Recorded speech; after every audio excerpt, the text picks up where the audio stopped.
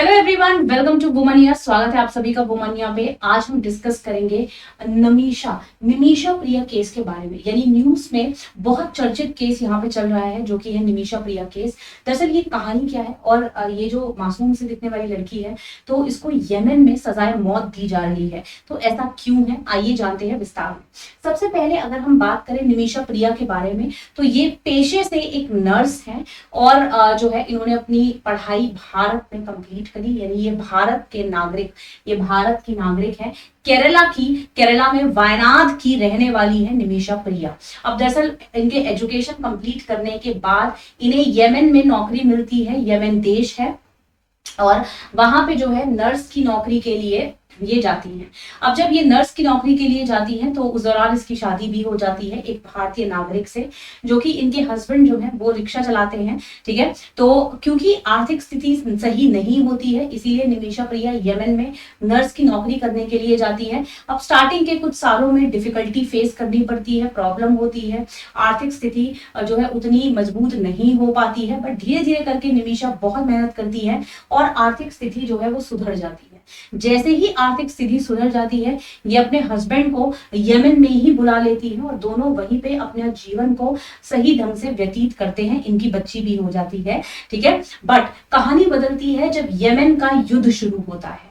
ठीक है, जब यमन का युद्ध शुरू होता है उस समय जो है 2015 में कहानी में बदलाव आता है। उस समय जो निमिषा है इनकी नौकरी छूट जाती है और नौकरी छूट जाती है तो इनके जो हस्बैंड है वो वापस से भारत में आ जाते हैं और अपनी बच्ची को लेके जो है वो वापस भारत आ जाते हैं। निमिषा वही रहती है और नौकरी को ढूंढने का प्रयास करती है। नौकरी मिल जाती है बट उतनी अच्छी नौकरी नहीं मिलती कि ये वापस अपने हस्बैंड को और अपनी बच्ची को बुला सके। इसलिए निमिषा जो है वो एक क्लिनिक खोलने का सोचती है। जैसे ही निमिषा क्लिनिक खोलने का सोचती है तो यमन की सरकार जो है, अब वहां पे रूल होता है कि देखिए अगर किसी और देश के नागरिक हैं तो वो जो है एक तरीके से बिजनेस नहीं कर सकते हैं, उनको जो है वहां के नागरिक की जरूरत पड़ेगी। तो इसी तरीके से जो निमिषा है यहाँ पे वो भी वहीं के नागरिक का सहारा लेती हैं और अपने क्लिनिक को खोलने में जो है इनकी मदद करता है ये शख्स। ठीक है, ये शख्स जो है यहाँ पे इनकी क्लिनिक को खोलने में मदद करता है।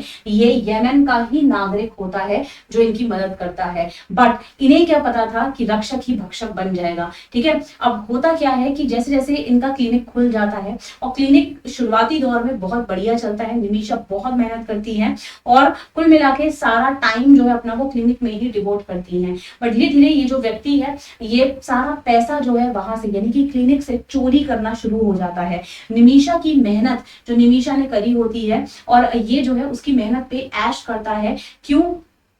क्योंकि निमिषा जो है वो अलग या अकेले क्लिनिक जो है वो नहीं खोल सकती है। क्यों? क्योंकि वो यमन की नागरिक नहीं, वो भारत की नागरिक है, इस कारणवश। अब जब ये व्यक्ति ना सिर्फ क्लिनिक से पैसे चुराता है, निमिषा के पैसे ले लेता है, बल्कि निमिषा को फिजिकली टॉर्चर करता है, ब्लैकमेल करता है, सेक्सुअली हैरेस करता है। इनफैक्ट हालत इतनी बुरी हो जाती है कि निमिषा अपने पति से भी बात नहीं कर पाती, अपनी फैमिली मेंबर से भी बात नहीं कर पाती, अपनी बेटी से भी बात नहीं कर पाती इसके परमिशन के बिना। और साथ ही साथ निमिषा के जो डॉक्यूमेंट्स होते हैं, जो पासपोर्ट होता है, वो भी ये व्यक्ति जो है अपने पास रख लेता है। अब जब ये सिलसिला कहानी आगे बढ़ती है तो एक दिन निमिषा जो है बहुत परेशान हो जाती है और कुल मिला के इस सारी मुसीबतों का छुटकारा पाना चाहती है।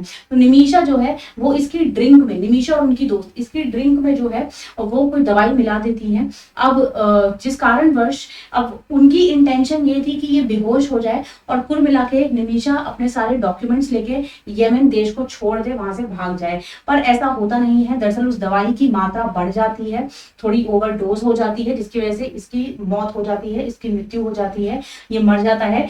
अब निमिषा जो है बहुत घबरा जाती है और कुल मिला के बॉडी को जो है वाटर टैंक में फेंक देती हैं। अब जब बॉडी को वाटर टैंक में फेंक देती हैं तो ये वहां से भागने की कोशिश करती हैं, बट जो यमन की पुलिस है वो इनको पकड़ लेती है और इनको 3 साल की सजा सुनाई जाती है और अंत में बोला जाता है कि सजाए मौत जो है वो इनको दी जाएगी, यानी फांसी जो है वो इनको दी जाएगी। ठीक है, सो ये पूरी यहाँ पे वारदात होती है। अब बात ये है कि अब ये जो केस है ये हाईलाइट इसलिए हो रहा है क्योंकि निमिषा को जो है वो सजाए मौत मिल चुकी है, बट इनकी जो मदर है वो गुहार लगा रही है यमन की सरकार से कि मेरी बेटी को जो है, ताकि वो अपनी बेटी को बचा सके, आखिर वो है एक माही, तो ताकि वो अपनी बेटी को बचा सके। तो इस्लाम में यमन की सरकार इस्लामिक लॉ में जो है एक लॉ है कि अगर माने जैसे इस व्यक्ति की मौत हुई है तो अगर इसकी फैमिली को कंपनसेशन दिया जाए यानी पैसा दिया जाए तो एक तरीके से सेटलमेंट जो है वो हो सकता है।